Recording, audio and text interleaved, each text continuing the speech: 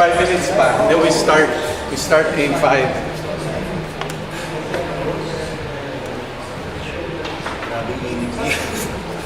Hindi daw natin na-notify si about appropriation.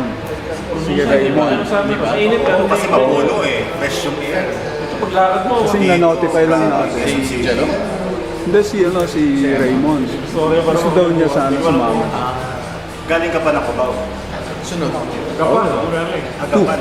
Kung meron din kayo ngayon sa... mamaya. Bahala na kung makakabot. Okay na. Nahina mo na, no?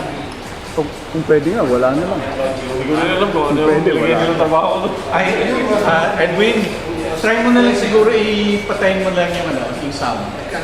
Parang wala na. Para mas magkarinig.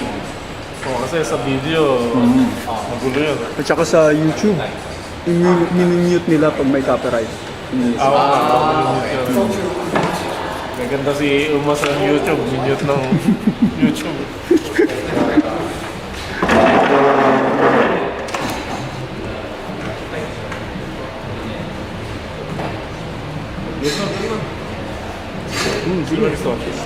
Check mo kita.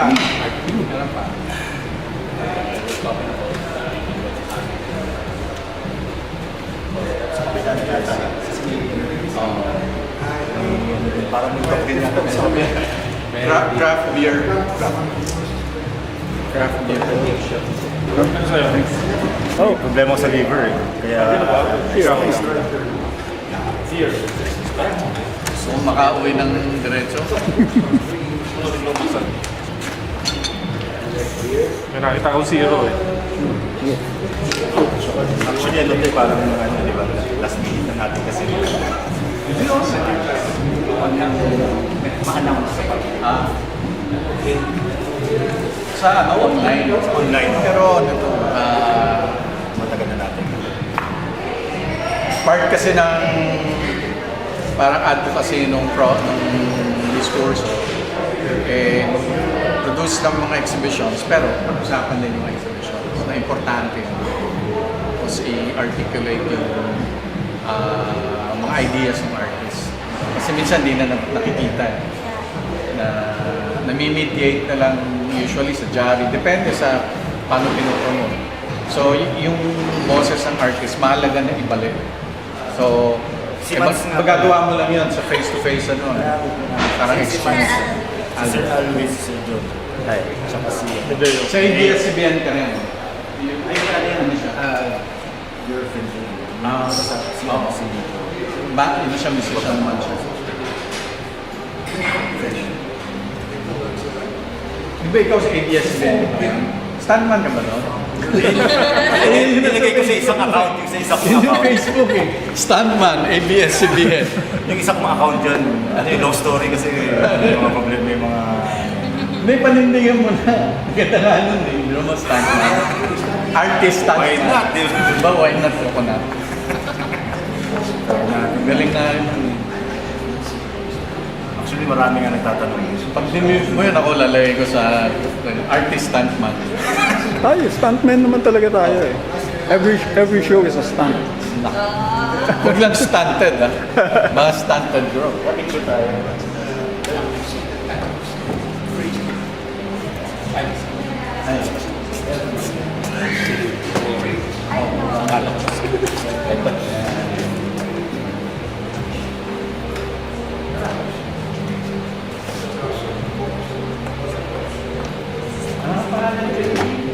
Uma.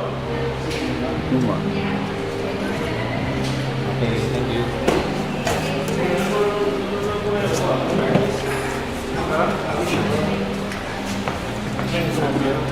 Yung music na yan sa kabila na yan. Ano? Kabila na yan. Tuwa ko sa mga video niyo, nag-inom pa. Magaling mag-diskurso.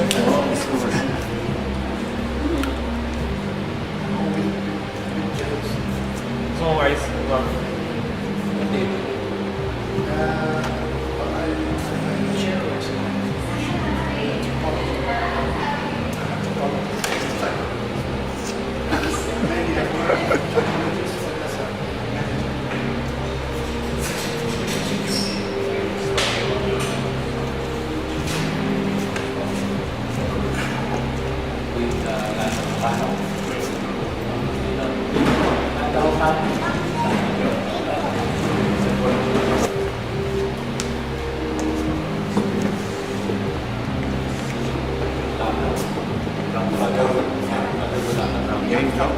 Sige.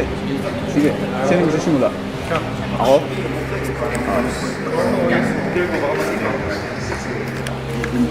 Welcome muna natin. Naka-on na ba ito?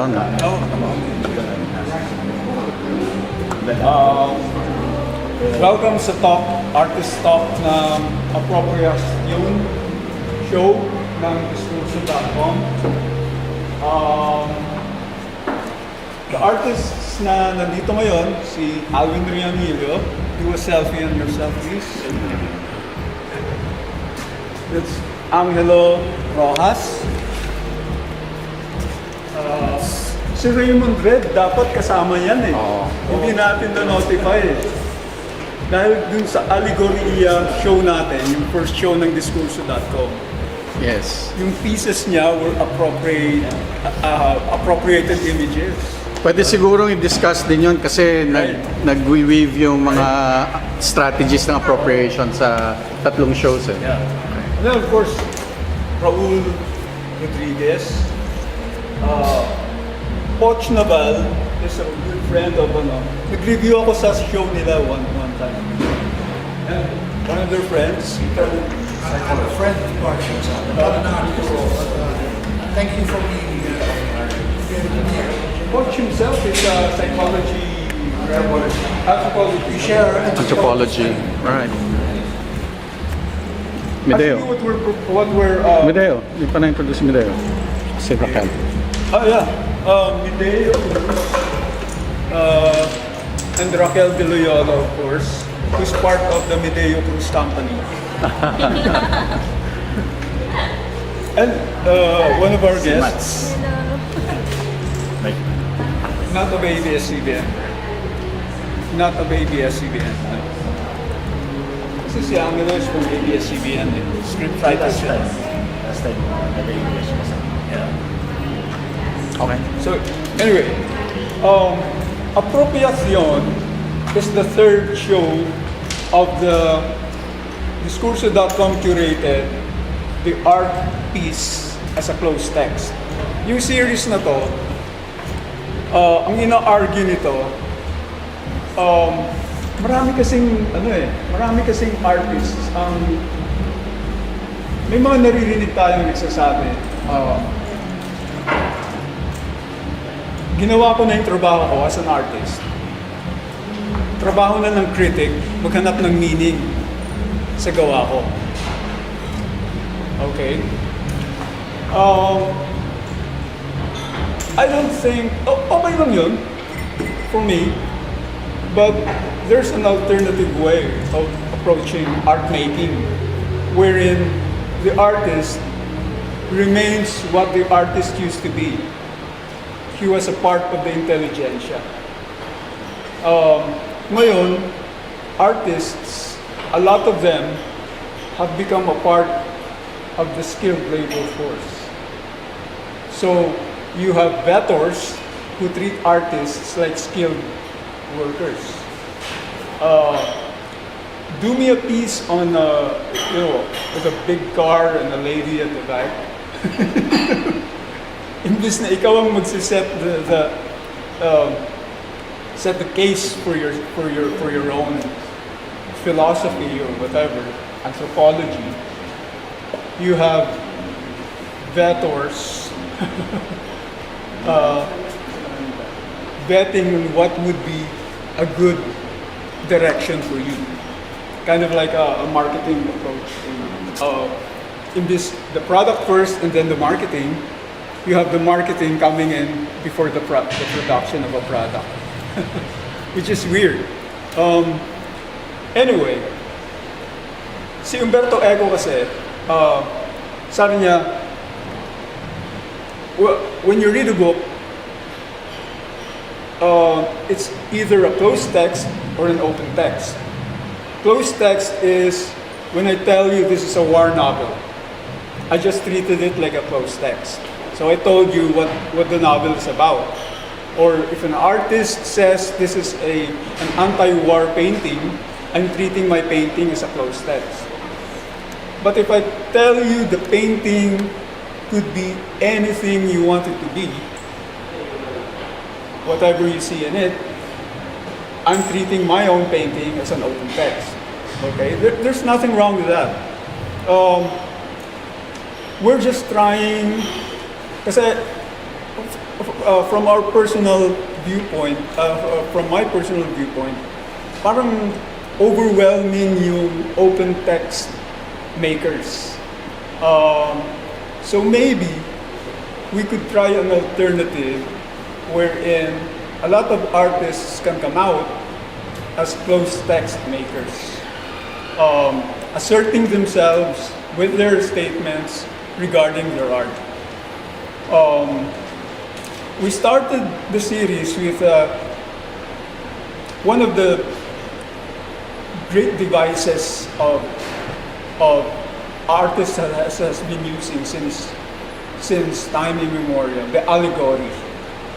So we came up with the Allegoria show at Altromondo. Raymond Red was part of it. Last year. Yeah, and Alwin also. That's actually where Alwin and I first came together. Now kasi he's a co-curator of Diskurso Curation.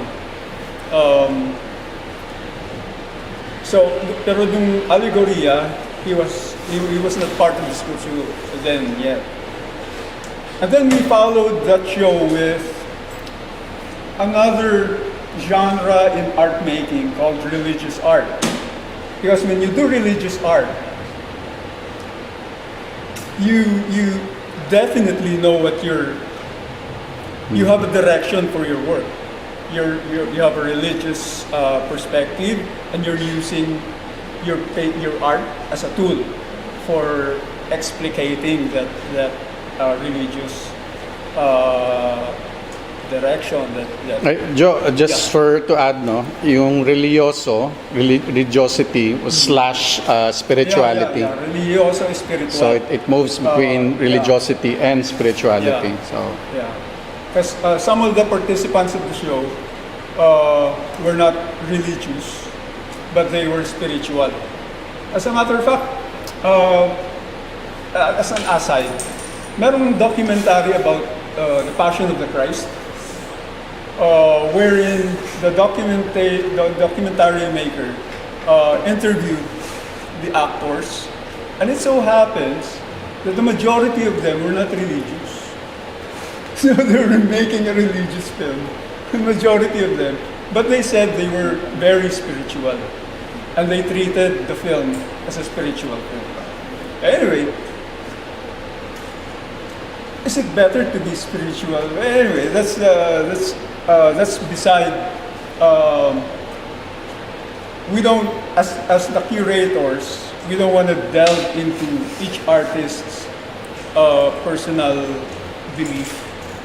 Kasi yung religioso spiritual was precisely hatched to gather diverse views on religiosity or spirituality.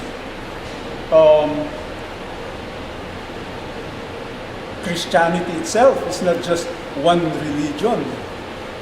Even a Catholic may be treating his Catholicism differently from another Catholic. I would, for instance, treat Christianity as more of a philosophy than a complex of rituals. My neighbor, or the man sitting beside me would probably, not you, but somebody else, would probably treat Christianity as a bunch of rituals that you have to follow. You know? Which, if you go back to the history of Christianity or the text about Jesus of Nazareth, his preachings, that was precisely what he was preaching against, right? The rituals of the Jews. That's why he came up with this philosophy of love as against the philosophy of faith, or philosophy of love as against Rome's philosophy of might. Anyway, that was just my viewpoint on, and each participant of the show had their own very intriguing statement to make. One of our participants, as a matter of fact, comes from the traditionalist Catholic perspective, which is anti-present Rome.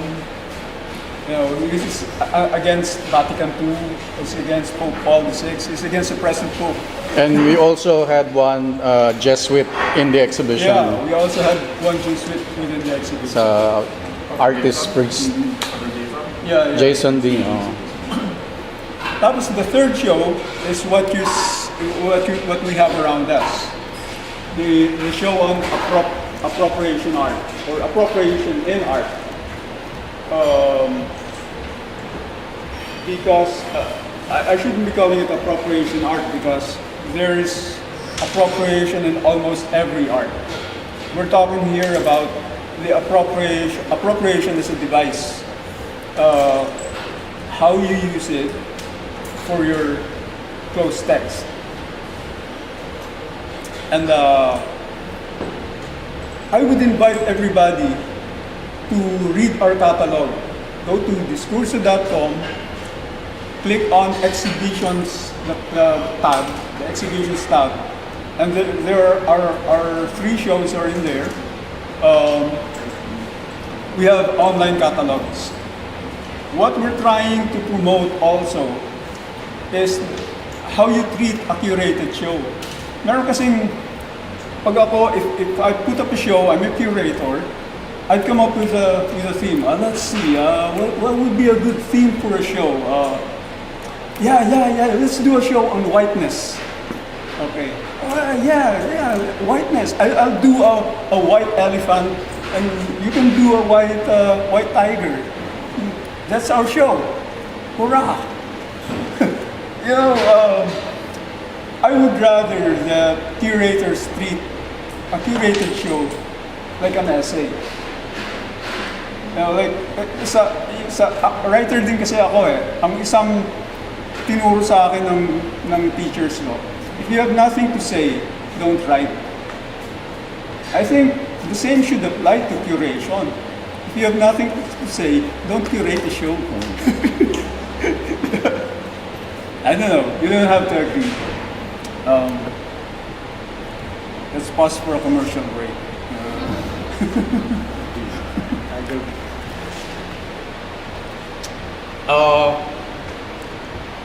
Sorry, I didn't prepare a speech, so this was just, maybe you can, Alwin Reamillo could probably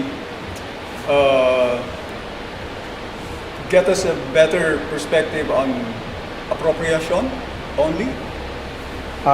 Siguro general, parang advocacy of why we're doing Diskurso curation. Kasi we feel that there is a need for artists to have a stronger voice in inscribing, the ideas that inform the art. I think we lack that in our arts community. There's not much discourse happening. We often hear of market prices, but not much about ideas. So I think the advocacy of Diskurso.com is to push for that, bring back art into into center stage, no? And then of course the makers of that art. So I was excited when I was invited to get on board. And then so nagbabounce kami ng ideas kasi of course Diskurso Curation, which is an offshoot of Diskurso.com, has been going on for the last 5 years. So merong advocacy rin si Jojo as a writer kasi I think it's the only online Filipino art magazine that's, As far as you know. as far as I know. So I think it's a very laudable parang undertaking at salamat doon. And of course we had an opportunity to show exhibition the series 2 and 3 dito sa J Studio. So we're very grateful to Gia Australia for having us use the space as a platform for this advocacy. Oh, wala ba kami mga kamay dyan? So Yeah. anyway, siguro ang pwede nating gawin kasi we have 1, 2, 3, 4, 5 artists in the Apropiacion show is to maybe talk a little about the work, sharing nung mga trabaho nila. Yung mga wala dito, maybe we can fill in and maybe talk a little about those other artists' work. Yeah. Siguro I'll just start with my own piece. Before you do that, gusto ko lang magdagdag.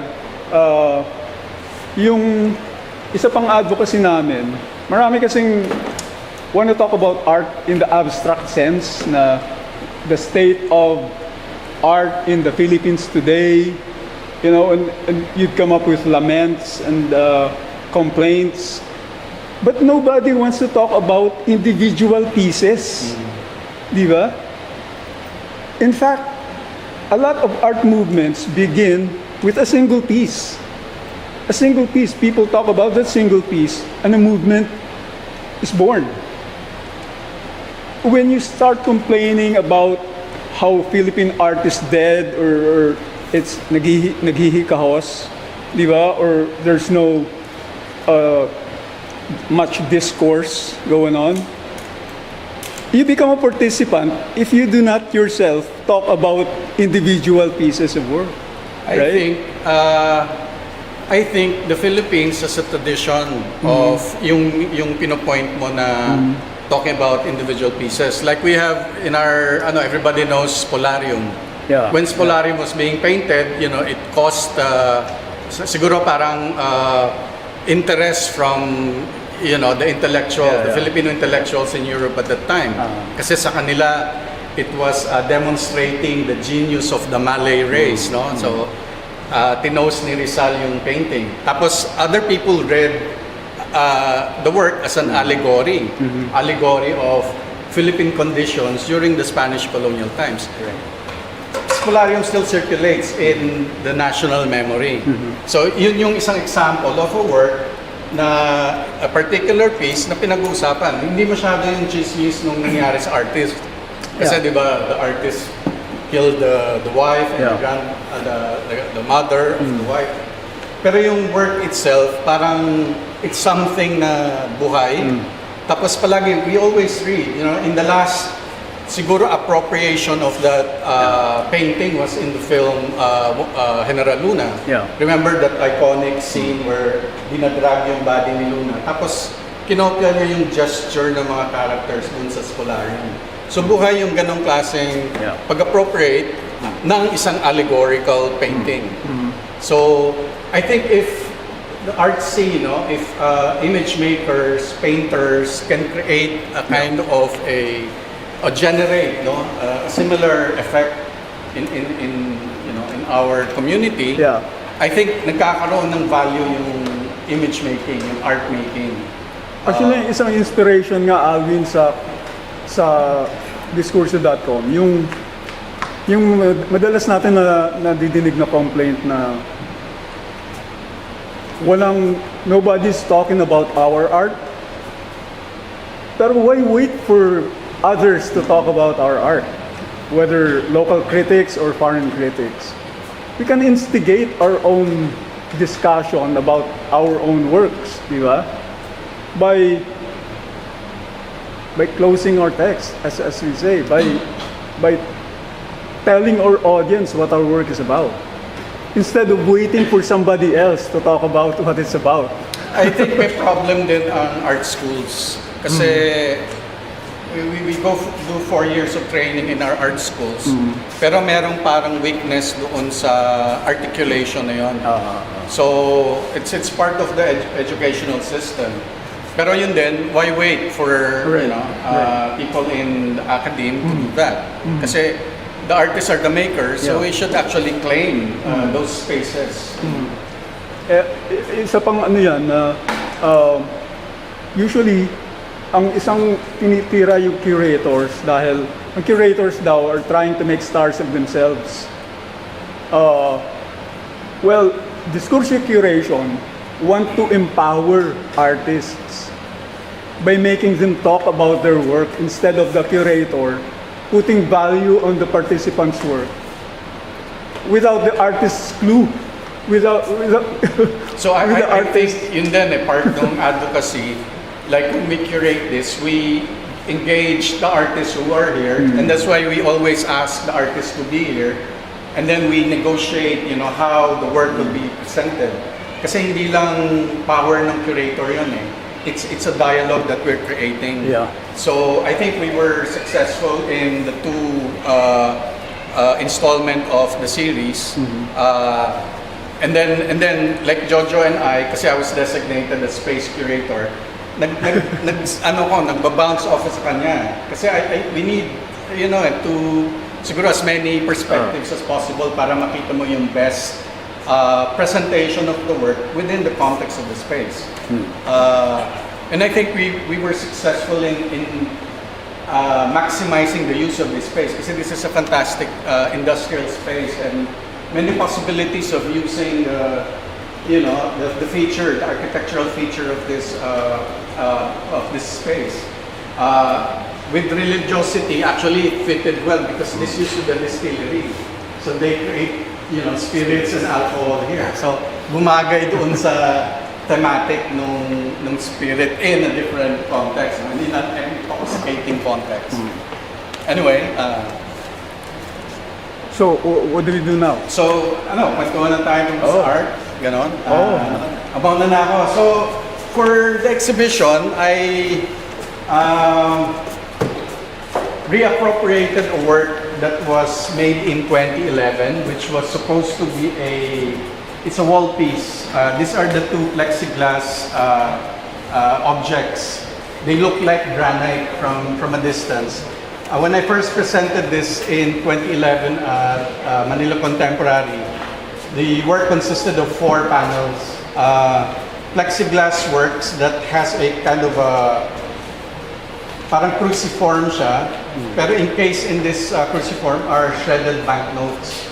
So, yung kwento nitong work na to, it's actually a parang parody or a take of referencing the color-filled paintings of Mark Rothko. So, Mark Rothko's paintings, very iconic, are often parang regarded as a work on tackling on the sublime and spirituality. Pero what I wanted to do was to kind of deconstruct that affinity for abstract art. Kasi sometimes abstract art has become the new parang religious art, in an age of consumer culture and capitalism. So yung work na yon, parang medyo contradictory, contrapuntal kasi it appears to be abstract but it's nowhere near abstraction. Yeah. Pero in a sense, because I use currency and then these currencies are shredded, parang na-break mo yung capitalism or money is a form of abstraction. Kasi we equate with money an exchange value. So I mean, if you have 1 million pesos worth of banknotes, I mean, it can be an exchange for a house, maybe a 4-wheel drive, So I'd like to play on that kind of parang quantification. Sometimes art, dahil sa kanyang pagiging supposed to be rare, nagkakaroon din siya ng ganung aura of value. Pero what is value? So it's a kind of questioning on what value is. So dun, is value created by... So dun sa work mo, may struggle yung aestheticism ng abstraction. When we create work, hindi siya parang, doon sa closing of text, merong parang ano rin siya multiple layers din yun Pero it's contained within that small universe of meanings. Yeah. Polysemy, something like Yun that. ba yun? Yeah. Oh, that's a new word for When me. you use it's a metonymy, it's a metaphor with multiple meanings that you inject into the metaphor, Okay. which is it by itself a complex form of appropriation, Okay. which you're fond of doing, by the way. Well, I think I'm coming from a grounding of looking at Filipino culture as really a culture of, I think all cultures appropriate. Yeah. No? Pero sa atin, with our colonial history, our thick layers of history, no? Ang dami-dami talagang forms that we can draw from. And sa akin, I'm interested as an artist to extract all those possible meanings in the work. Which is good kasi when you're an installation artist or a bricolage artist, everything you do is already appropriation. You appropriate objects from around you. Pero you double it or triple it with puns and you appropriate from language and from ideas and you reconfigure them. Siguro meron ding connective point doon sa aspect ng appropriation in terms of the economy. Kasi we always hear it when government talks about budget. Yeah. Especially now, no, nagkakaroon ng conflict sa Congress kasi they are all after the appropriation of budget. So tamang-tama doon sa use of the shreddings to talk about yung ganong klaseng parang context. Yeah, that's another pun. It's a misappropriation actually. That's a catachresis, by the way. Okay. So that's for my work. Sinong gusto sumunod? Video? Video Cruz. Yung mga work ko, yung mga sculptures around, mga Japanese doll siya na inappropriate ko to have the newer meanings. I usually use excess in my works, both sa concept, pati na rin dun sa material. What do I mean excess? It's an excess material. It's Surplus. Kinukuha ko yung parody dun sa cases mismo ng kapitalismo na there's an overproduction. So I use this overproduction as a parody. Ganun din as my material to make works, to say something against capitalism, something like that, something about neoliberalism. Tapos ito yung mga naging product. Ang sinasabi naman na ecology ko, ngayon, dagsa yung mga Japanese surplus, ang dami natin nakikita ng Japanese surplus. Actually, my interest to buy these materials, these dolls, are the vitrines. So excess din ito nung interest ko dahil I'm actually using the vitrines for my works, for my sculptural works. As framing device. As framing device. Then, ano gagawin ko dito sa mga dolls na to? No? Then, nakabuo ako ng concept. Is base pa rin dun sa ginagawa ko, dun sa paggamit ko ng excess.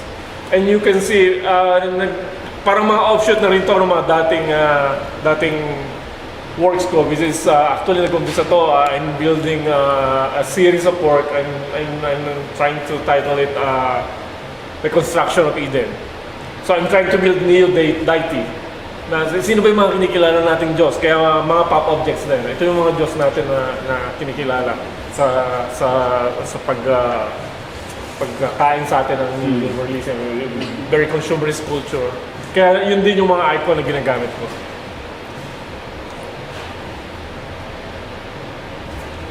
Yeah, basically ganun yung construct. May tension ba yung paggamit ng, for example, American icons of Ronald McDonald, tapos yung dolls, parang mga geisha-like, ano yan, cultural ba yun? Ano na yun? Parang yung links na yan? Basically, they're part of the, I mean,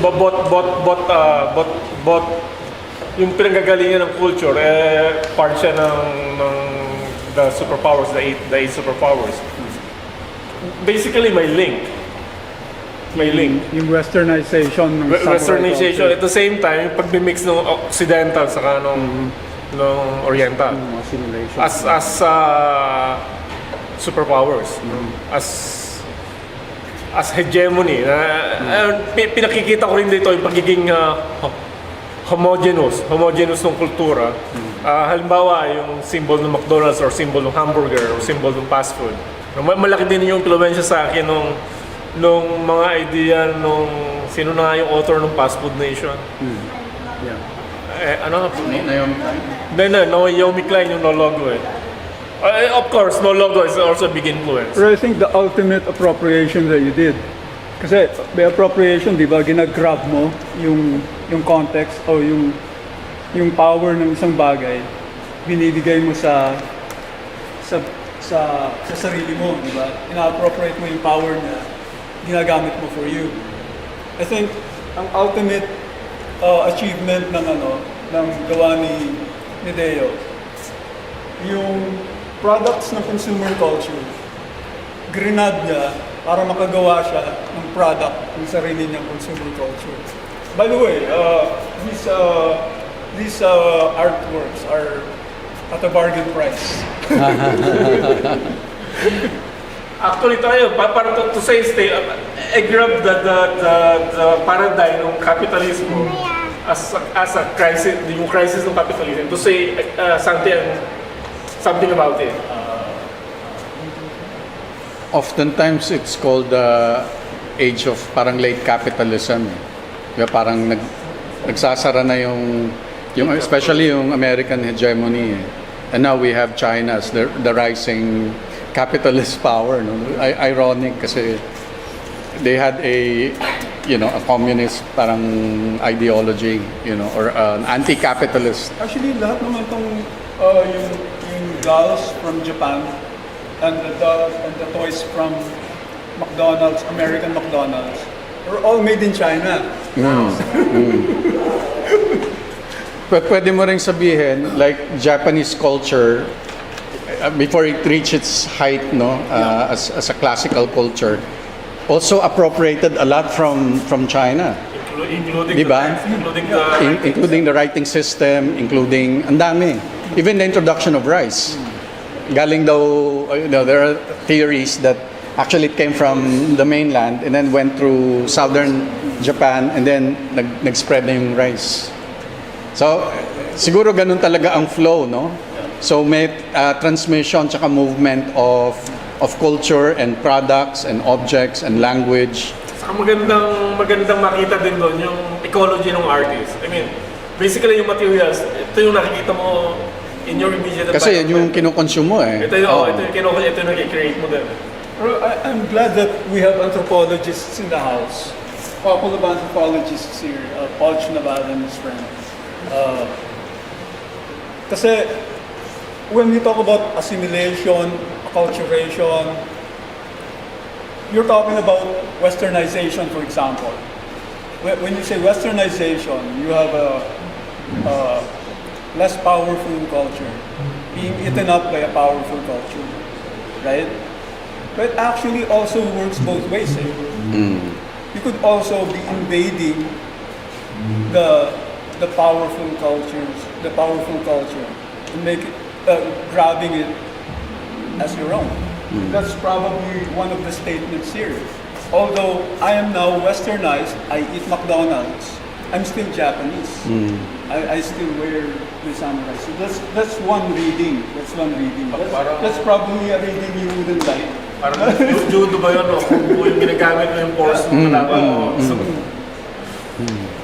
Am I right? About acculturation and assimilation? But talking as an anthropologist, what would your take on it be? Yeah, it's reciprocal. You can take from them everything. That's probably why a lot of Japanese are big names in jazz, in Western jazz. Nagka-proprietor rin sila, ano, sarili lang kasi. Diba, miski asawa dati ni Yoko, ano, first husband. It's a good musician. In fact, of course, I'm not an expert, but there are different degrees of assimilation. Like we in Holland, we always come from the Netherlands. When we talk about the problem of minorities, we always talk about different degrees of assimilation. The ideal is integration, and then you give up your culture. And assimilation, you still retain your culture, but you can also retain your culture completely and still living in a different culture. Like the ghettos in Marseille, or so I think there are interesting concepts that you can also use in how you assimilate things in art. Maybe it's like the concept of Anderson, the imagined communities, where it's like you're living, especially for OFWs. A lot of Filipinos are like that. They're living outside their country, but their concept, their imagination is actually still in the Philippines. I mean, like in the US, they will call dollars like piso or something.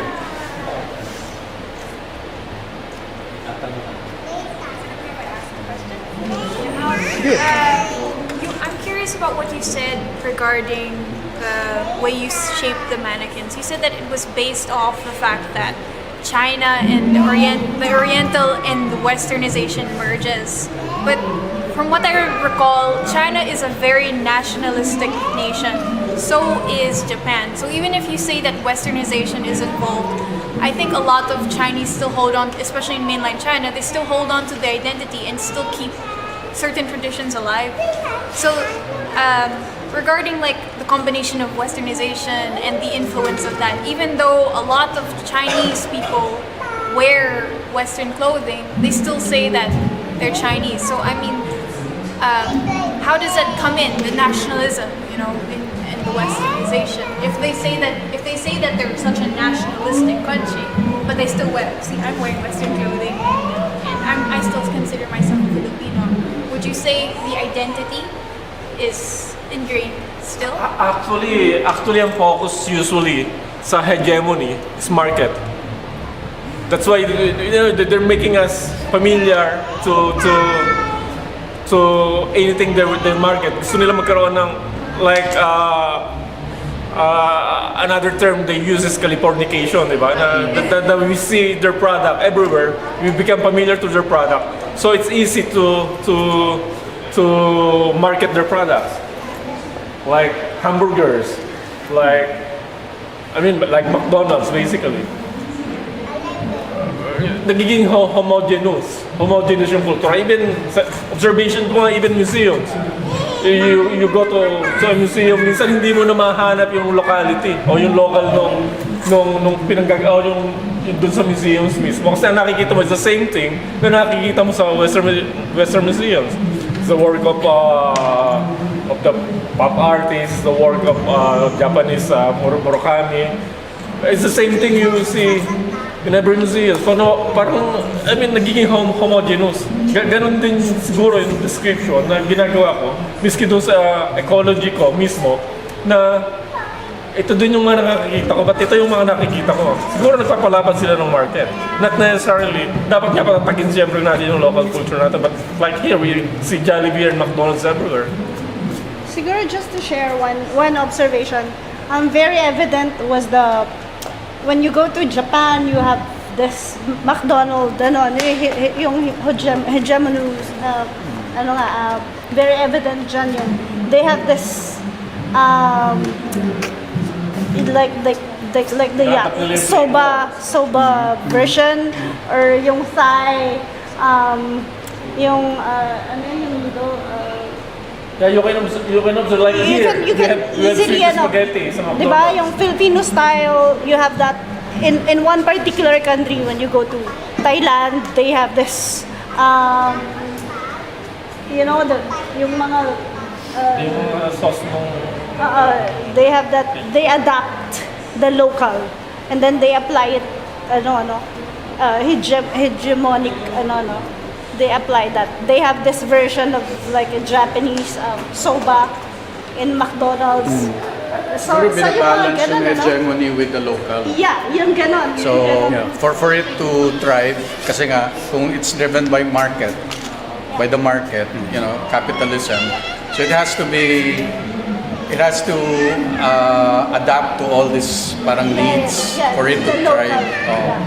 So, meron kang main product mo, pero meron kang localized flavors, to make Pero it which is marketable. also interesting, like sa Bolivia, I think they resist.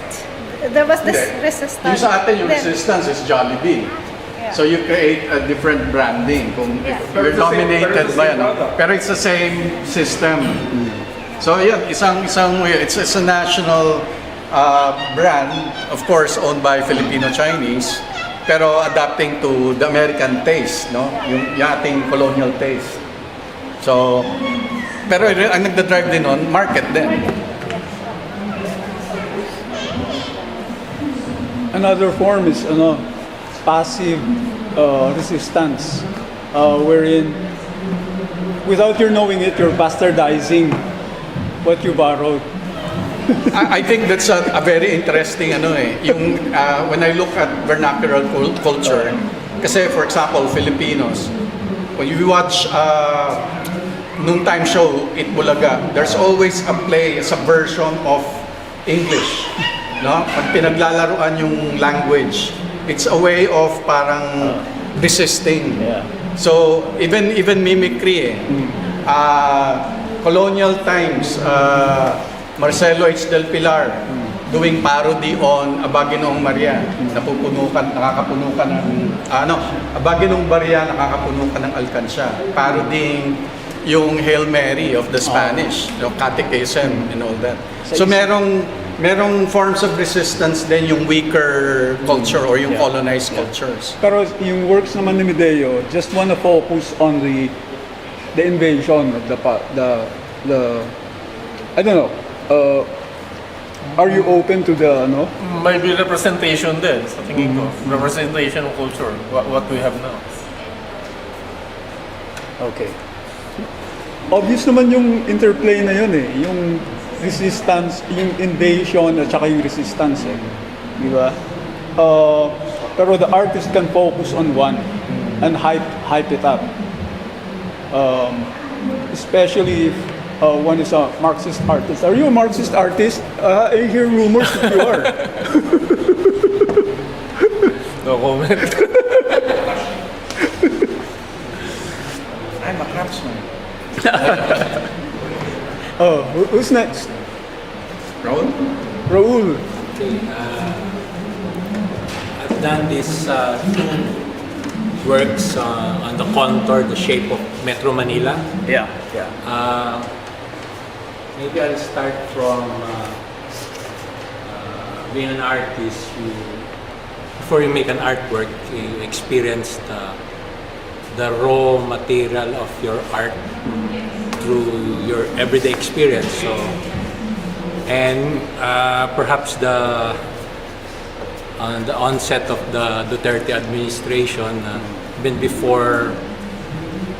before he came to power, he sat in Malacanang, where a lot of killings going on, kind of purging, maybe policemen killing each other because they have some assets in the drug, and then the escalation of the drug war. I mean, that really bombarded me as a person, and so I have to put that experience, I have to put it on a container, and the container is the art form, and yet because I'm doing my MFA in UP, and I think it was Sir Leo Abaya who said, like, if you're a painter, do something that you won't be using paint. So the direction of the MFA studies, like, you're trying to not only reinvent your creative process, but you have to discover another process outside your comfort zone. So that's made of 26-ply newspaper. It's Tabloid newspaper. yeah. And the idea there, it's like Metro Manila is simply a kind of killing field. And I mean, it's a common in the news when somebody's run over by a truck or killed by an assassin, they cover these bodies with newspaper.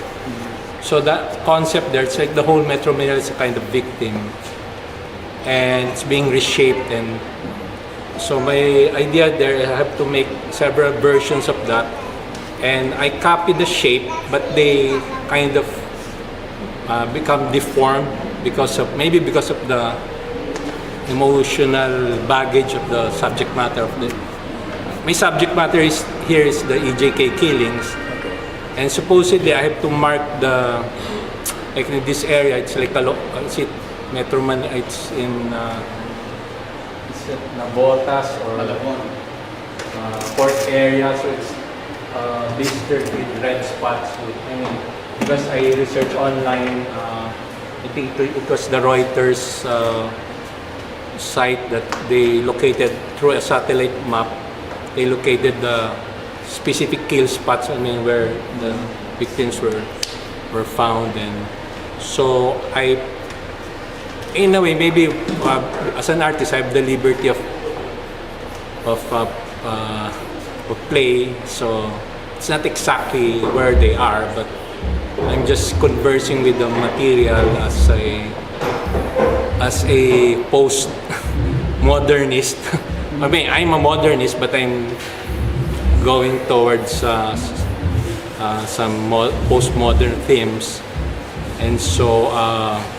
New York postmodernist and Washington postmodernist. Washington postmodernist.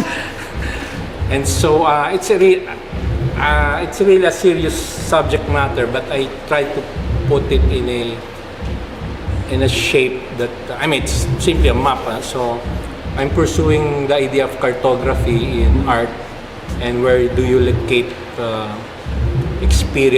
human experience in a map.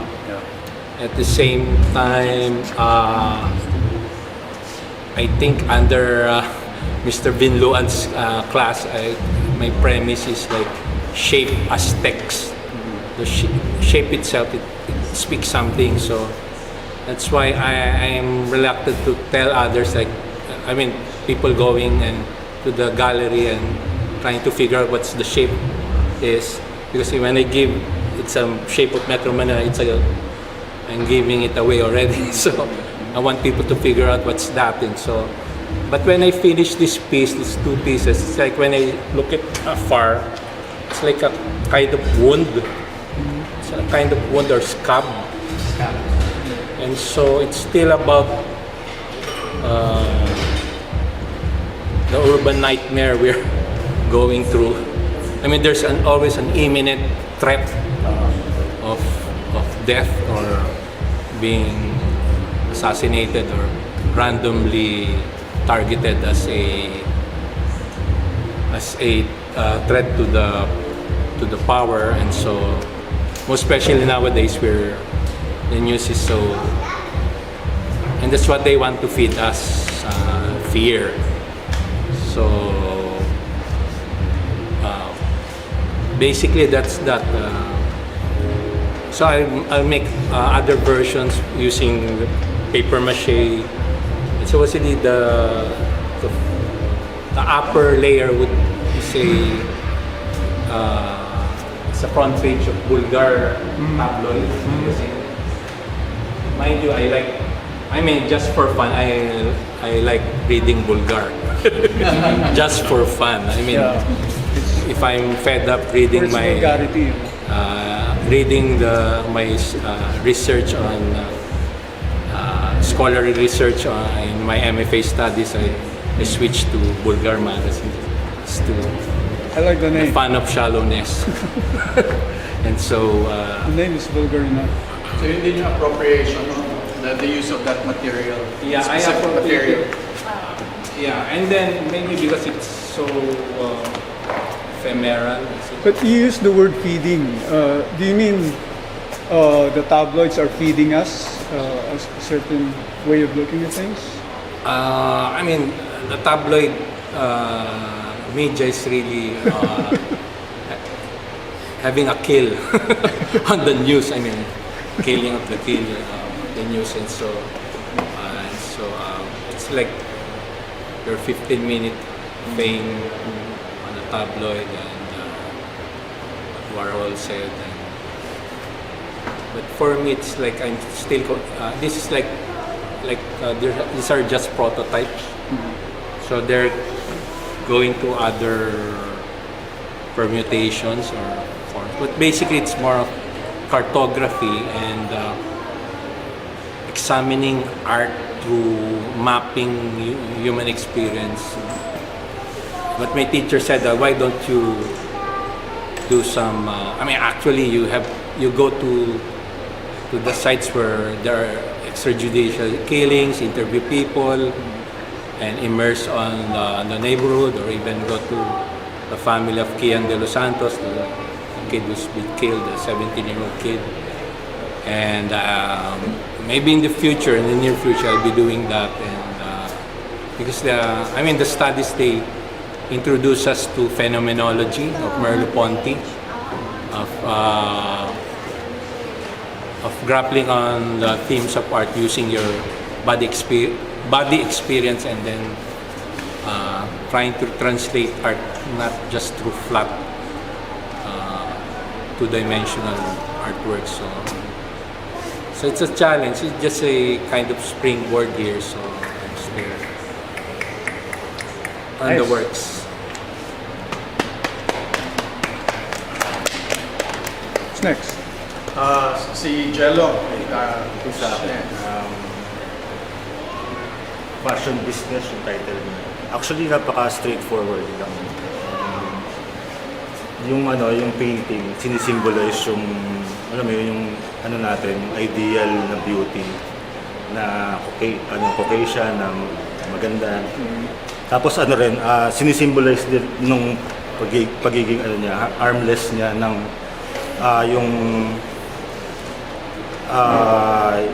yung mga simpleng, actually papunta ako doon sa mga negosyante na defenseless, at saka pati doon sa mga artists na walang parang versus businesses at saka corporation na malalaki na parang na nire-represent naman nung sleeves Higante. na sila yung nahigante, kaya ganyan din na mataas siya. Pero ayun, aside doon, are you alluding to the Gigantes Festival of Quezon? actually parang nabuo yan ng ganyan dahil sa diskurso na parang napag-usapan lang namin ni Sir Alwin na baka pwede mong itaas. Actually, yung original na plano dyan, di ba medyo mababa lang, tapos nakakalat lang yung yung sleeves. Yun yung nakakatulong din actually yung ganito na active ka sa diskurso, kasi doon ka, actually hindi yan mabubuo ng ganyan kung hindi rin ako parating nandito. Yung kay Sir Binluan, yung religyoso niya, naging inspiration ko rin yun eh. Diyan din siya naka-display noon, yung stick na itim na Sa religyoso. yung sa religyoso. Ayun, on the other side, medyo personal siya. Itong tribute siya actually sa papa, kasi nung teenager ako, yung business namin t-shirt printing, na parang nahirapan siya. Medyo yun yung last business namin, t-shirt printing, bago siya na-stroke. Kasi government employee na nagnegosyo na maliit. Tapos ayun, tinutulungan namin siya. Tapos nahirapan kami na palaguin yun kasi nga ang daming kalaban, ganyan. Hanggang sa napolitika pa siya sa work, natanggal sa trabaho. Tapos parang yun yung down na talaga nung time namin ng family, na parang ginawa ko to for him, na yung t-shirt printing, ganyan. Tapos rin to, parang introduction din to sa plano ko din na parang series of wearable art na ibang form naman na altered shirts, ganyan. So, ang ina-appropriate mo rito, yung, sabi mo sa akin yung While you were all talking.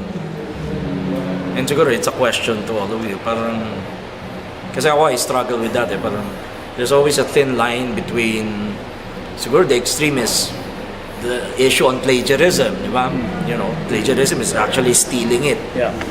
Then there's appropriation, Yeah. and you determine the purpose, why you appropriate. Maybe a more noble but can be pretentious, no, way of doing it is what they call an homage. You're doing an homage to a certain artist, no. So when you're doing appropriation and homage, what's interesting is, for me, so you tell me kung iba yung ano nyo. It's actually, it's very important for you as an artist that when you appropriate it, you want your viewers to recognize that. Right.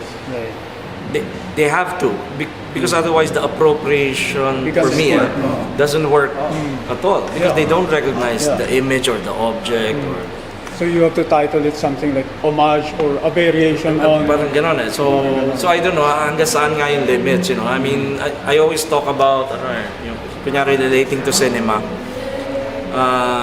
I tell my students this parang you watch a lot of movies, even cartoons, comedies, whenever there's a chase scene, they would use Wagner's Ride of the Valkyries.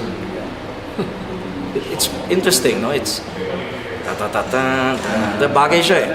But they don't realize that was an appropriation of how Coppola used it in Apocalypse Now. They popularized that. But now, parang it's a staple. Now, when there's a chase scene, it has to be Wagner, Ride of the Valkyries. So it's the new films who are actually appropriating. Coppola did not appropriate it. He used it as a soundtrack. And it's really established as Wagner's Ride of the Valkyries playing on a quarter-inch tape in the helicopter. So parang interesting. Do you actually call that appropriation, or in a way they're stealing Coppola's idea? Or they're propagating it? I mean, parang ganun. So relating it to your art, parang how important is it for the viewers to actually really recognize it, you know?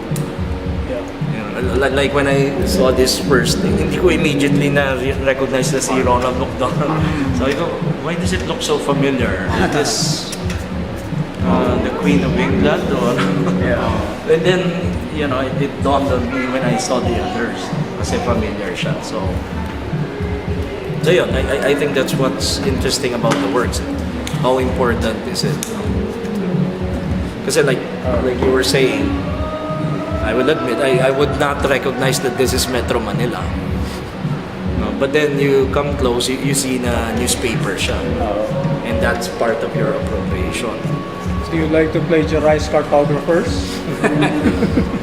Ayun. So, may parang measured kasi cartography in a way. Parang you're still bound with measurements and dimensions. So, for me, parang sa artist, kailangan bound ka rin somewhere in order to communicate. Something like that. So, actually, before you answer, just an interesting impression sa akin when I saw it. Kasi before I went close, I didn't know what it is. It actually looks like something, an object that was run over by a steamroller. That's another symbolic.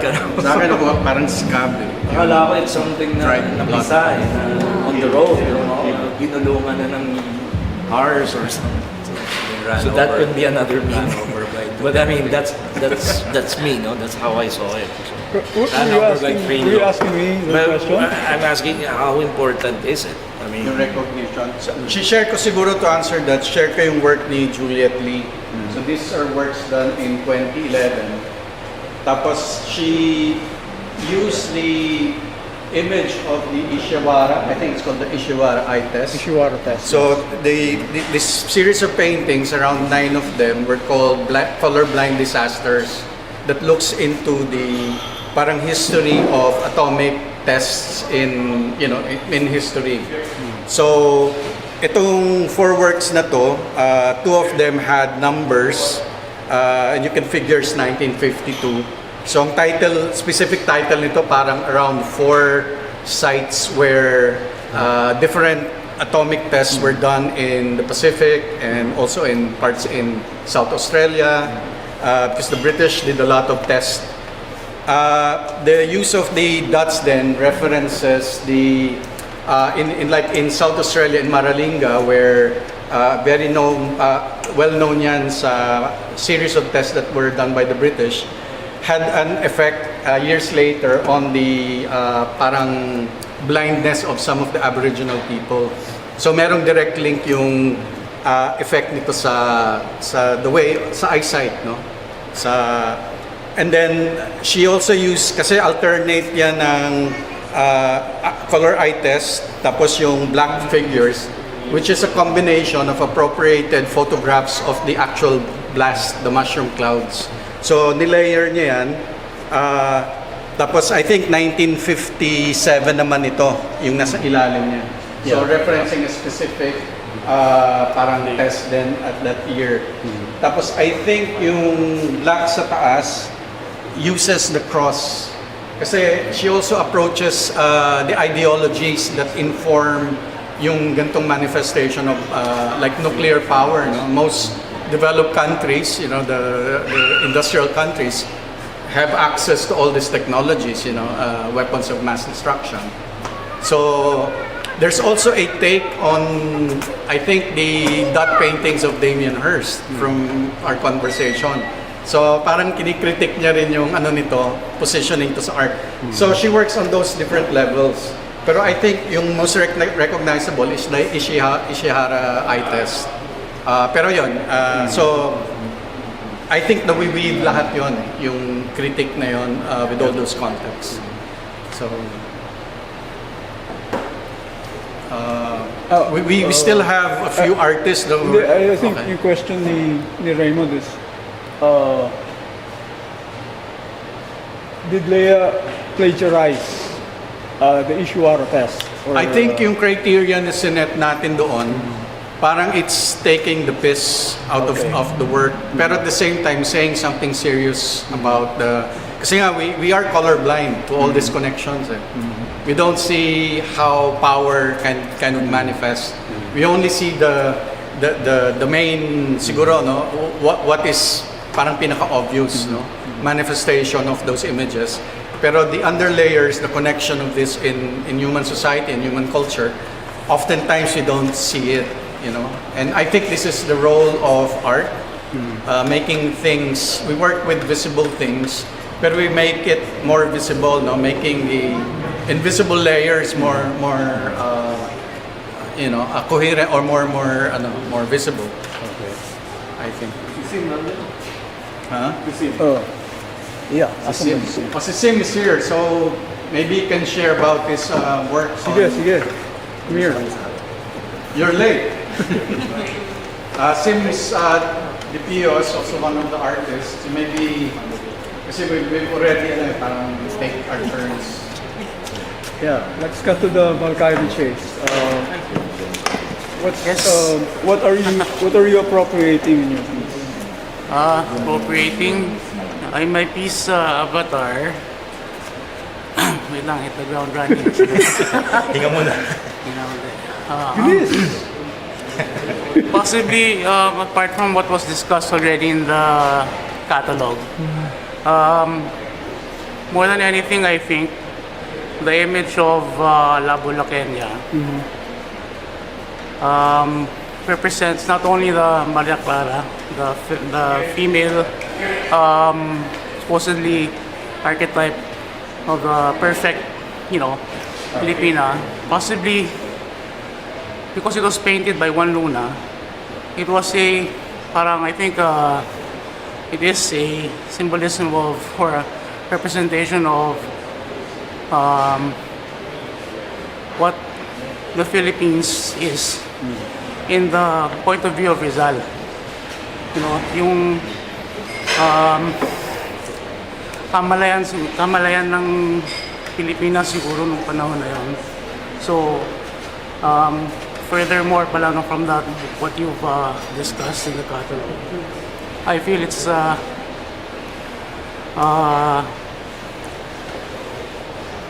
appropriation of the concept of the Philippines. Idealized. The idea. Parang, Idealized. yes. Kaya may wink na. The wing, yes. Parang it's, yeah. So, Which is another appropriated image. oh, so parang in terms of appropriation, so it's many things at the same time for me. So, the wink, in violating the image of the Maria Clara, it says that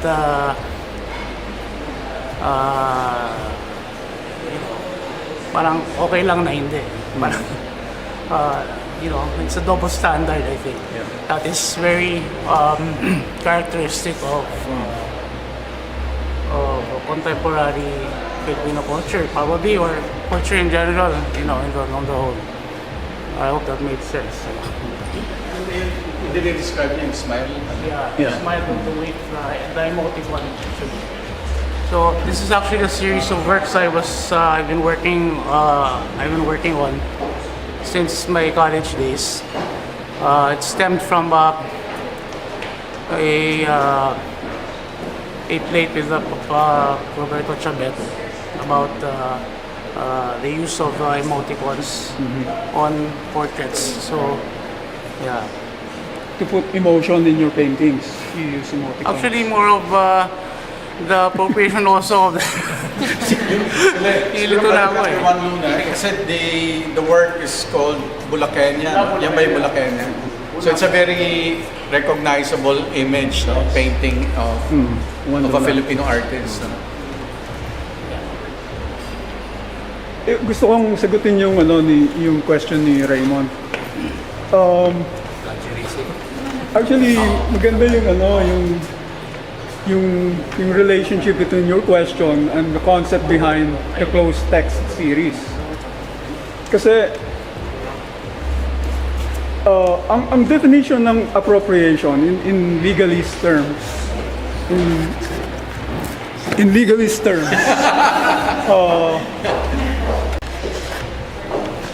wrongful appropriation. Wrongful appropriation is plagiarism. So, ibig sabihin, you have to really close your text. So, parang, if I copy a scene from Raymond Red film, I'm plagiarizing. If I copy an entire, if I get a Raymond Red film from the archives and present it to the public as my film, I'm plagiarizing. But if I tell people that I'm stealing a Raymond Red film and exhibiting it in a gallery with my signature all over it, I'm not plagiarizing anymore. I'm appropriating, because it was not a wrongful appropriation in the sense that I told people that I'm stealing, I'm copying, or whether it's to mock or to pay tribute to the appropriated image. So, closing the text is really crucial for appropriation to take place. Very recently rin kasi, na-convict sa Paris, di ba? Si Jeff Koons. Plagiarism. Hindi ko Over alam which work? Hindi ko alam kung anong particular work. Pero di ba ganun, usually ginagawa ang malaking sculpture yung maliliit na figurine. Siguro one of those. Kasi parang yan eh. Parang yung Loving Vincent. Yung Loving Vincent, ang mga artists who did the film, meron silang scenes doon, o still shots. Kung i-still mo yung show, ay yung film, ipopause mo, pwede mong sabihin na that frame is plagiarism. Pero because the film is about Vincent van Gogh, it stops being a plagiarist work. It becomes a tribute a 3D film, which was what it was supposed to be. I don't want to talk about my works here, but actually I did a sort of loving Vincent kind of work. I call it my loving monk, Edward Monk piece. And it's currently on show at the Picasso. But somebody told me, aren't you plagiarizing Edward Munch? You just repainted 2 Munch paintings and put them together in one painting. Aren't you plagiarizing? I said, no, because the painting is about Munch. The statement of the painting is that this painting by Munch and this painting by Munch are actually related. This is a statement of the painting. So it was a rightful appropriation of the 2 paintings. Although ang hirap din kasi hindi natin alam yung IPO kung paano naglalagay. Well, that's another thing siguro. Another thing is that these 2 paintings are now in the public domain. So, So pwede. yeah. I think Copy left. concepts malinaw. Copylefting. As artists using the concept of appropriation, malinaw yun. Yeah. What will complicate are the laws, Oh, yung law. copyright and all that.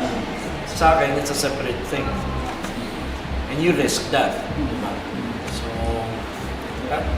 plagiarism kasi plain and simple, you're claiming that it's yours, that you made it. Pero malaking bagay din yung loss. Kasi even if you appropriate a work, an image that I made, if I take offense at your appropriation of my image, I could still sue you.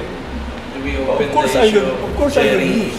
I will still lose, Pwede, but I gave you the trouble. Interesting yun eh. Yung kay Jerry Leonardo, Yeah. when he appropriated the The work of off-cast ni Maria Taniguchi, who was a student of his.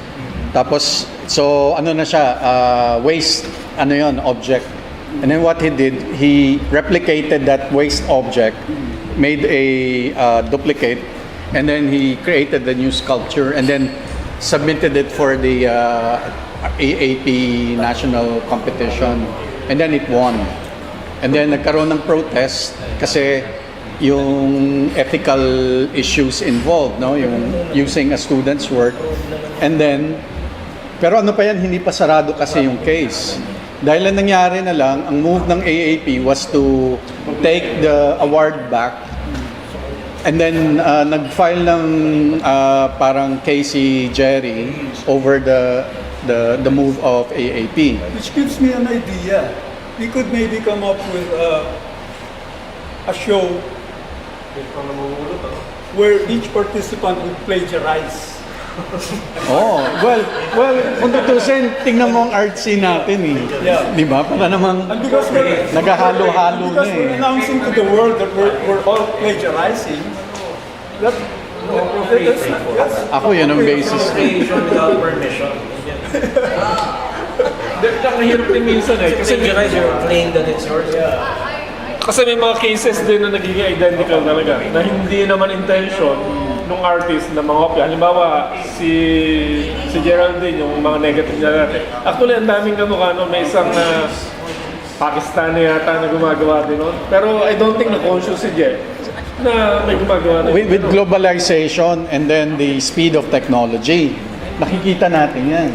Para siyang white noise na nasasagap natin without us consciously, kasi nagiging part ng global culture.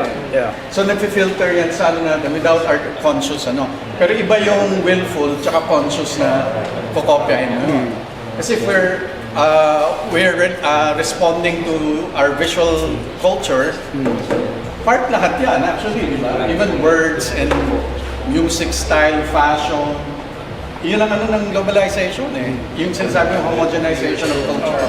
Nagiging pareho na yung, halimbawa, Changi Airport. Would they have the same features of Dubai Airport? I mean, yung design ng mga airports, halos nagkakapare-pareho na. Same with music, with fashion, ganun din. Tsaka yung pag-quote ng images, mahirap balik tayo sa legal standpoint. Suppose nag-paint ako ng street scene na may advertising, may billboards. Tapos one of the billboards happens to be on Irish Spring. Actually, I have such a painting. Pag nagkaroon ng suit, sasabihin ba ng korte na ginamit mo yung Irish Spring sa painting mo, yung box, so kailangan magbayad ka sa Irish Spring. Pag nagkaroon ng judgment na gano'n, lahat ng pelikula na dadaan yung camera sa billboard ay magbabayad sa bawat dadaanan na billboard. Diba? They do that now, di ba? Biniblur ang pag merong mga news, biniblur ang mga especially mga logos and signages. But si Bansky, I think one of the ideas associated with him is that they use these images to sell things to you.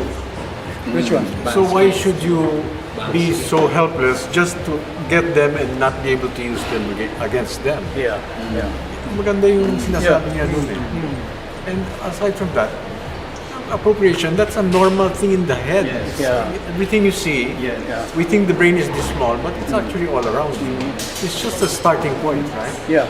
Imagine if I copyright my name or if I patent my name. You cannot use my name in vain.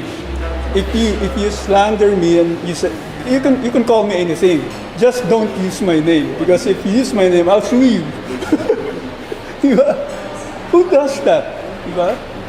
You can criticize anybody, like Poch said. Anything that they produce, you can use it against them.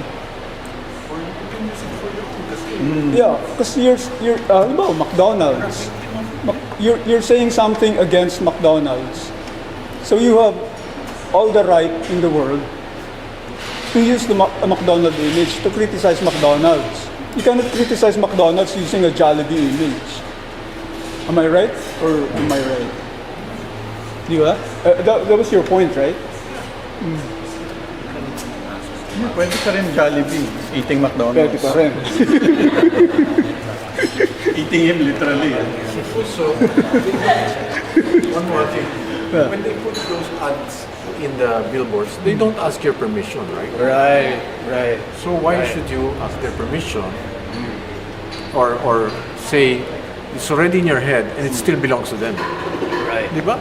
Poch Naval, It's fair game yan eh. Poch Naval for senator, pare. It's fair game if you're like dealing with corporate imagery and icon. It's all imposed. Parang ideological signs yan eh. So I think it's fair game to to respond to that, you know. Yeah. I don't think you have to pay homage kasi advertising is already doing that. They're trying to sell you eh. Pero you can do your bit on attacking it, you know, if you like. You know. I think same with yung mga iconoclasts ng colonization, legacy of religion.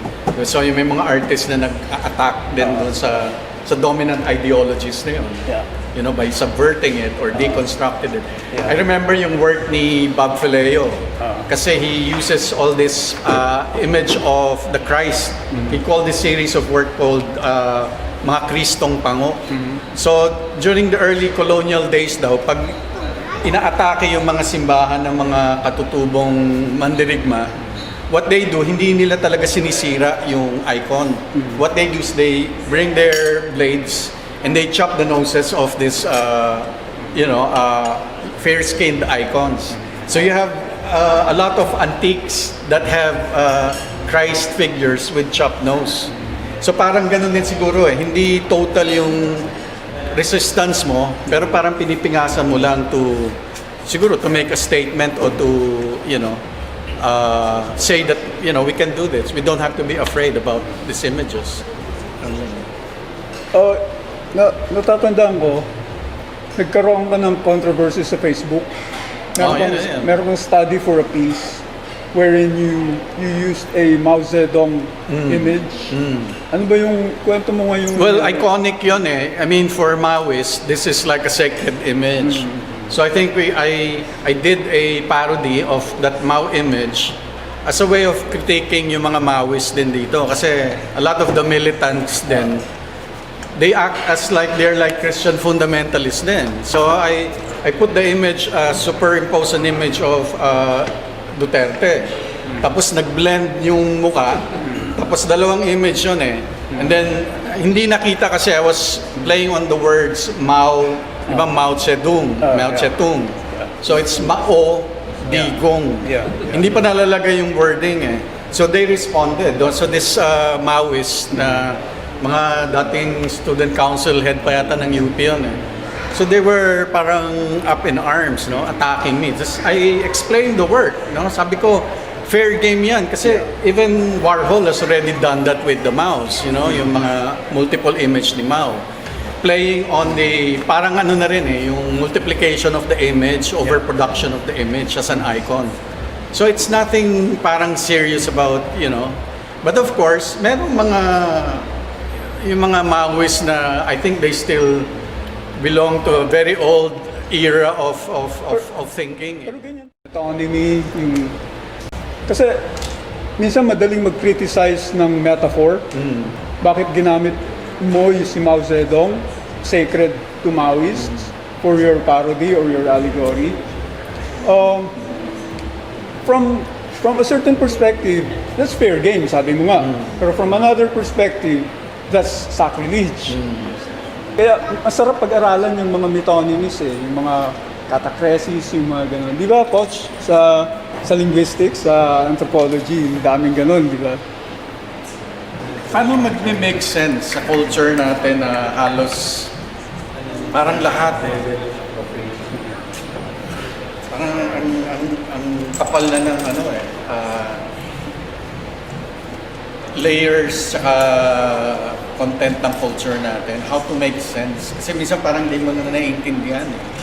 Kung ano yung, like yung sabihin, how do we discern, like, you know, like fake news, for example. Yes, ma'am. Start on the result, pinalitan mo.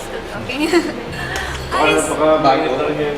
Sir Alwin, di ba you made a comment about like how we can discern things? I think it's also based on what producers or what media producers are feeding society. So when you discussed about like how certain images can be appropriated and stuff like that, we as consumers have no control over what we see.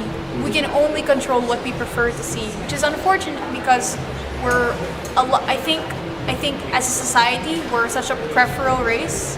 We only want to see what we want to see rather than seeing beyond our horizons. It moves back again to the United States where they create new, parang gumaganon din eh. I think it's part of that continuous movement of images and ano. But I think what we need is a kind of a discerning eye to understand how these images move and then maybe use whatever we can use for our own purposes and not just be taken by what these images stand for. Kasi remember, fake news isn't new.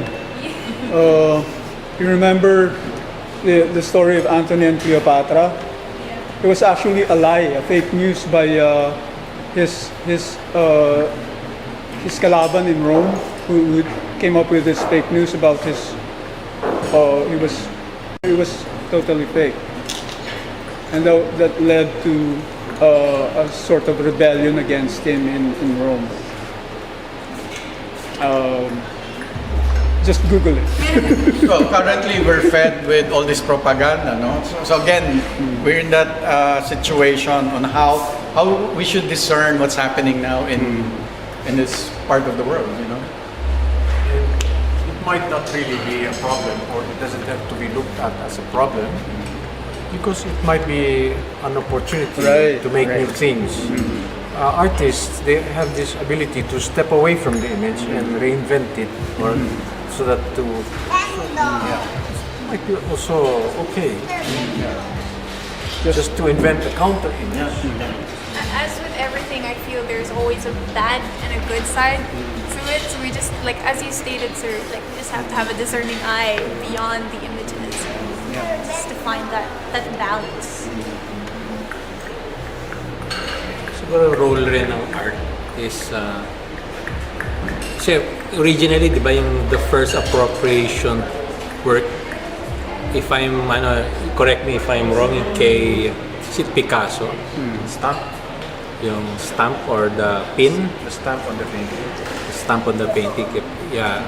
So inappropriate niya siya because, ano ba siya, kinakalaban niya yung the establishment in a way, the academy, the Fine Arts Academy. So yung may statement siya. In a sense, yung artist, yung role niya is to stop the unanalyzed flow of history.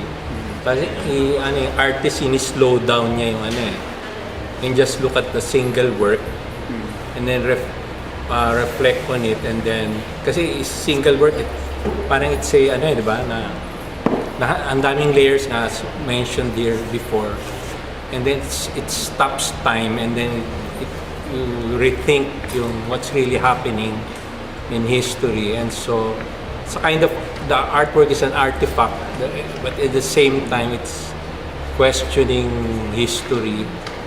And so parang sa appropriation, question niya, ina-appropriate mo. I mean, you're questioning the source or the object you're Even other appropriating artists, even other artists. Yeah. So in a way, you were talking about the role of art. But you must remember that there are also artists who are there to propagate evil.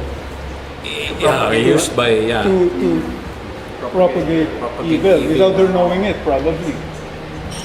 I would mention, for instance, Le Corbusier, the architect, the inventor of modern architecture,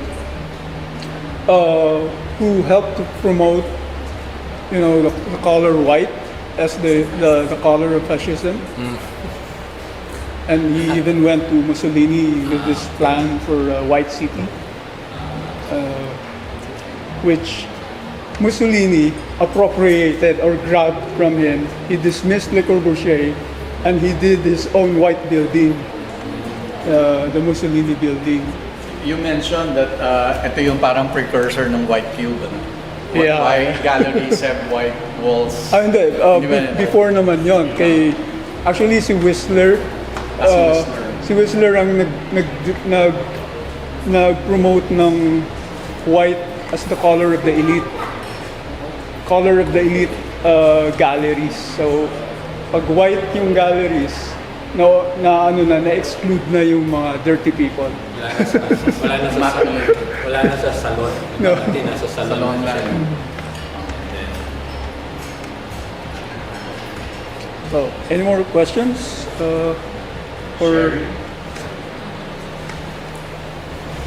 What's the topic of forgeries already? Sorry, I was late, but Topic of? Forgeries. Because there's an aspect of forgeries, I think, that... Yun din ang question ni yung forgeries and plagiarism. Appropriation, sabi ko nga, is appropriate appropriation or rightful appropriation. So kung yung isang example ko nga, pag ninakaw mo yung Raymond Red na film from the archives and show it to the world as your film, but telling people that that's what you did, hindi na plagiarism yun. It's an idea The stealing was the art. Actually, marami na gumawa ng ganyan di ba? Marami nang gumawa ng ganyan.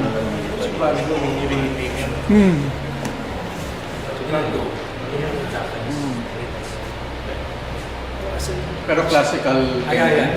Gumawa siya classical painting. Sa prison. Works of was copied exactly the And signed it as another artist. Oh, Gumawa talaga siya. He's remaking it. Remaking, pero signed by him. I recently came upon, actually, if I can share, I recently came upon a Facebook page of someone who's selling several, multiple, parang obvious forgeries signed with the, Anita Magsaysay ho, gano'n. Several on her Facebook page, selling several copies of these artists who are, hybrid artists now, openly as works for sale. on Facebook. Sold as original. Yeah. No. Being sold as fakes. As copies. Yeah. You know, as reproductions. Pero with the signature. Then I found that kind of... Actually, wala yung pinagkaiba. Pag nagpunta ka sa Paris, halimbawa, lahat ng museums doon, halimbawa, museum na andun yung Van Gogh na Starry Night. Paglabas mo ng museum, ang daming nagbebenta ng Starry Night sa labas. Copies. Oo, copies. Talaga. Actual paintings, Yeah. not print, not Oil talaga, oil. Meron pang iba-ibang kulay. Okay. So, who's taxing them? Are they And we've seen that in Shenzhen. Yeah. It's a factory of, di ba? Reproduction. Illegal ba yun? That in Vietnam. Kita nung isang tigan. Yes, kasi di ba? Pero assembly line. They do assembly line. With the signature, ha? Di ba?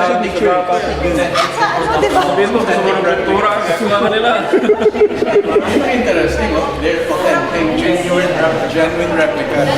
Genuine replicas, yes. Genuine copies. Yun ang mundo ngayon. Sa mga pintura, gawa ka nila. So, what does that mean? Does it mean that it's legal to make fakes? Nandun sa labas eh. Inahayaan ng museum eh. Hindi, yun nga eh. So, parang gusto kong i-explore yung idea na. And we've seen Kasi that. parang, okay lang ba? Okay lang yun. Kaya Siguro, may wing eh. siguro dahil public domain na yung mga Images. images. Kahit na sabihin natin na public... Actually nga, mas nagiging lumalaki yung value nung totoo. I remember yung totoo. artist, si dating actor, si Pep Pinion. Di ba meron siyang stable din ng mga artists na sila na yung gumagawa, kinokopya na lang yung mga paintings. And then siya yung pipirma as is. Pero of course, ibang gumawa. Pero matagal nang ginagawa yan sa fashion industry. Di ba, Jello? Yung, halimbawa, Vivienne Westwood. Bibili ka ng Vivienne Westwood, pero hindi si Vivienne Westwood yung design niya. Pero it becomes a crime if you sell it high, di ba? Near the original price. Pero pag mababa, okay lang. Parang, okay. Ganun ba yun? Parang if you sell it very cheap, okay lang. Ganun ba yun? Which one?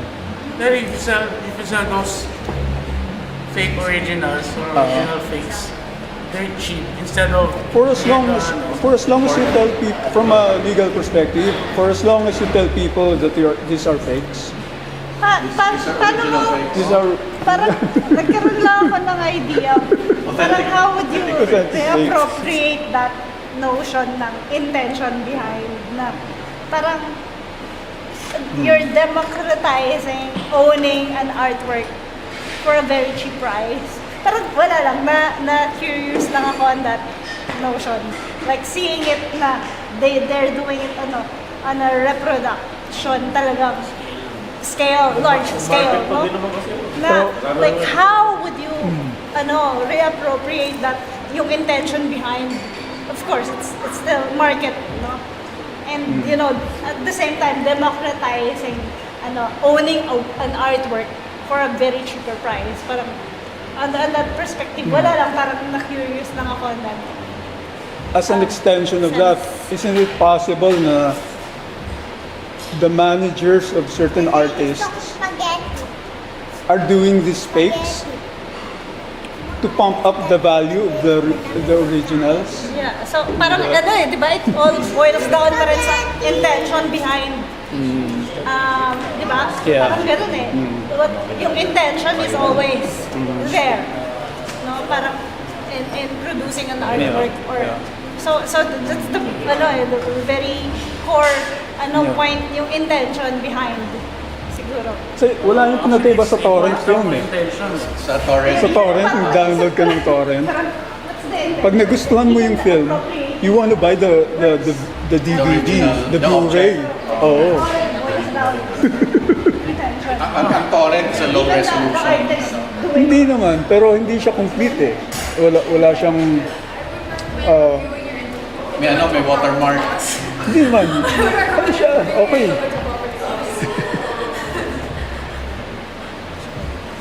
Okay. May 1 minute na lang tayo sa video. Anybody want to use that 1 minute? It's very battery. important to have this kind of exchanges kasi it opens up many perspectives. Yes. Maraming salamat. We hope to do our third and then we'll invite everyone for kasi gusto rin namin to create this parang kind of discursive community parang and this will make I think make our small community I think productive and critical. So, maraming salamat. Maraming salamat.